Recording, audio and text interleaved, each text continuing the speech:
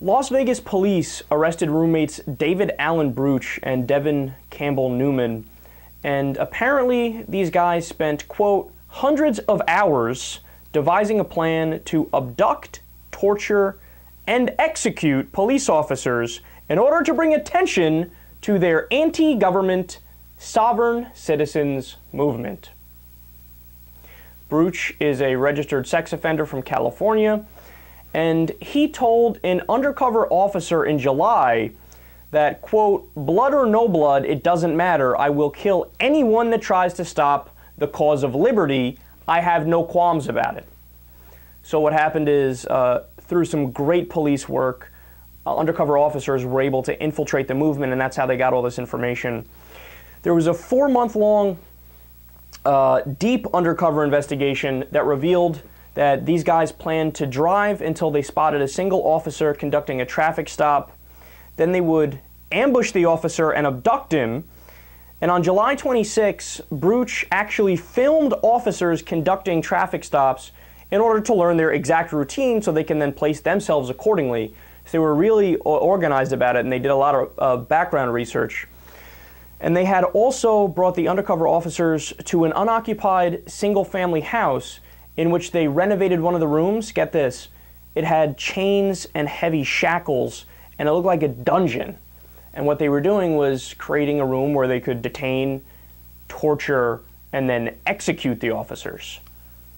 I mean, this is really, really bone-chilling stuff. It's almost like it's straight out of a movie.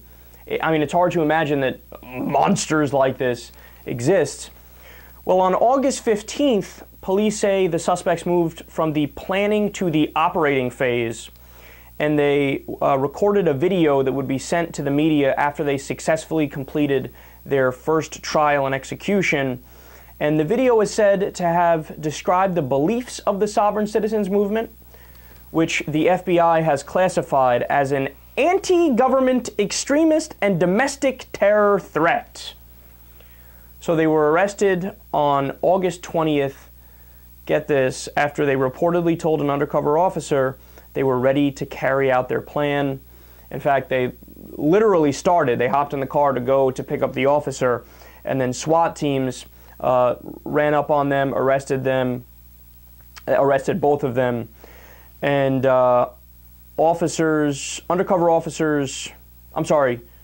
Newman told Brutsche and undercover officers that they should text her when they find and subdue an officer, and she would be waiting in the garage to open the garage so they can rush in with the police officer. That's when the SWAT team intervened. So do a little experiment, do a little exercise. Turn on CNN. Turn on Fox News. That's a good one. That's a good one. Turn on MSNBC. Turn on, I don't know, HLN. Look, you go ahead, even your nightly news or your local news, whatever the case is. Look, you're not going to hear this story. Or you know what? Let's be fair. It's possible that it'll get a mention. It'll get some brief coverage. But will it be covered to the same extent that, say, the underwear bomber was covered? Remember that? The guy tried to blow up his underwear, and, you know, the guy was a Muslim terrorist. Well, what happened? Failed miserably, but it got 2 straight days of coverage. In fact, it probably got longer than 2 straight days of coverage. The nation stopped, right? Or how about, for example, the Times Square bomber? Remember him? Where he made a mistake and he bought the wrong kind of fertilizer for his bomb, and it didn't go off, but it was just smoking in the middle of Times Square. And again, massive, massive failure. Wasn't nearly as organized, wasn't nearly as close to actually fulfilling the plan as these guys who were literally on their way to pick up the officers, right? But that got 2 full days of coverage. In fact, probably longer, right? Oh my God, terrorism, everybody be scared. Everybody, code orange. We've got a color scale to tell you how scared you should be. But that's weird when it's a right-wing terrorist, when it's a domestic terrorist who has radical small government beliefs, anti-government beliefs. They go, shh, don't talk about it. They can't be terrorists unless they're Muslim. Don't you know that? Isn't that obvious? It's amazing how, and by the way, this happened about a year ago too. I was reading a story about I think Progress was the only place that covered it. There was a terrorist attack committed in, I forget which state it was. It was an abortion clinic where they committed arson and burned it down. They had no idea if anybody was in there, if anybody wasn't in there, they just burned it down. Now, thankfully, nobody was hurt, but that's an act of terrorism, committing violence in the name of a political ideology. But the mainstream media didn't cover it at all. Not even a brief mention. No, it's amazing, man, it's amazing. See, if it doesn't fit the already preconceived narrative of the media, then there's shh. And they also do it, let's be real here, because the right-wingers flip out if you mention that there's a right-wing extremist and there's a right-wing terrorist. And look, that's not just conjecture. I mean, there was a report commissioned in 2008 under the Bush administration. It was the Department of Homeland Security in conjunction with the FBI and the CIA. And their job was to go back and look through every single terrorist incident in the past 20 years, right? And you know what they found? 54% of them were committed by right-wing extremists.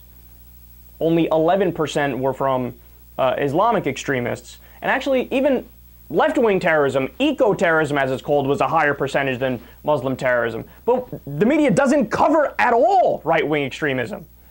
Why? Because the outcry from the right wing after the study was released in 2009, and by the way, in 2009, it was Obama who was president. Remember, the study was started under the Bush administration, right? They flipped, oh my God, there's partisanship at the Department of Homeland Security. This is nonsense, this is bullshit. So you know what Obama did? He cowered and split up his resources at the Department of Homeland Security, put more people to Muslim terrorism, and only one person to deal with right-wing extremism in the entire country. Yeah, but the facts just showed you the bigger threat is coming from the right-wing extremists. No, it doesn't matter. Since the Republicans say it's only Muslims, and since idiots say it's only Muslims, and since the media won't cover the other ones, well, I guess that's how we're going to have to cover it from now on. Nonsense. Call it out for what it is. I don't care if it's Islamic terrorism. I don't care if it's Christian terrorism. I don't care if it's right-wing terrorism. Terrorism is terrorism. You should be equally outraged at all of the cases.